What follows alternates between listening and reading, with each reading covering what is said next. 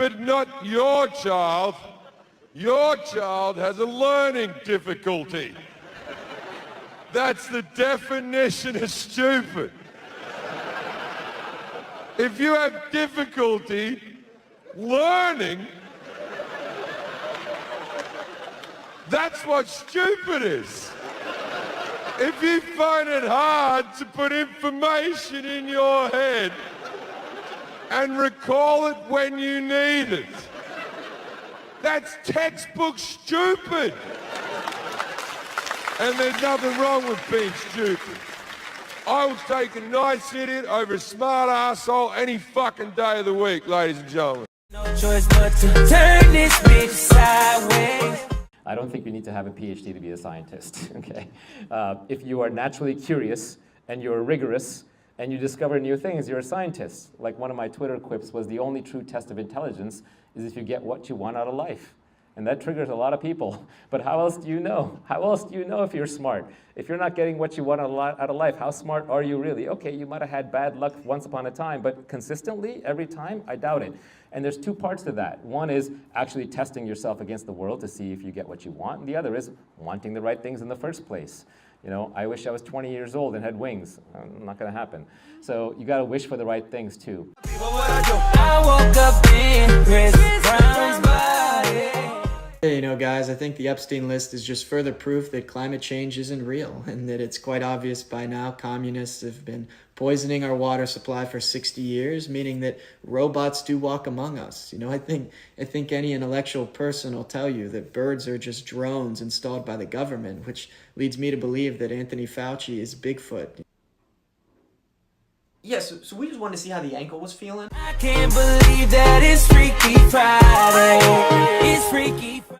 Smart people, capable people, don't let themselves be pigeonholed into one definition. That is a disease of credentialism, because we created this university and now you got to go to university and you got to get a degree in something. Then people say, well, what is your expertise? What is your credential? That's a question dumb people ask. Smart people don't ask that. Smart people don't need to know your credentials. They just talk to you for 5 minutes and they figure out if you know what you're talking about or not.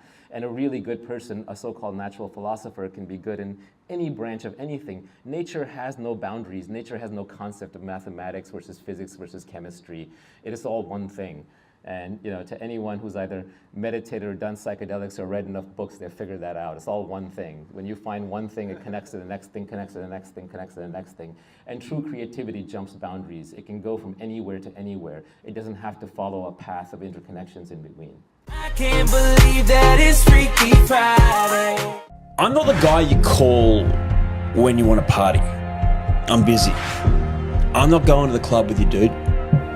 I'm not the guy for when the sun is shining on you. Straight up. I'm the guy you call when shit hits the fan. When it all falls apart, when the chips are down. That's when I'm there. That's when I got your back. Saying, stay strong. We're going to get through this. That it's not even a big deal to get caught with 784 dildos and 1,000 bottles of baby oil. This is not the end of the story. Totally. Yeah, everyone needs a guy like that. Yeah.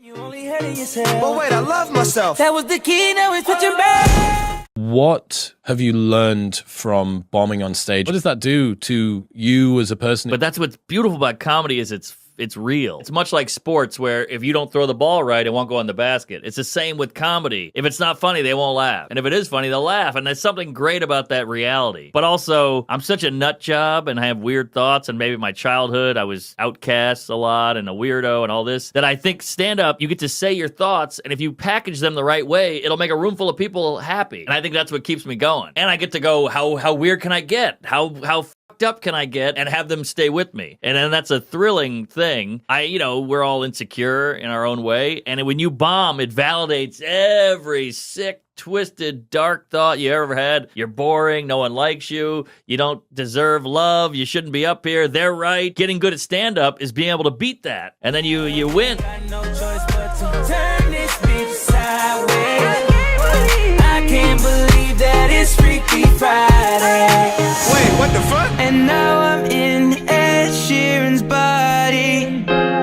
It's It's way less cool than being Chris Brown was.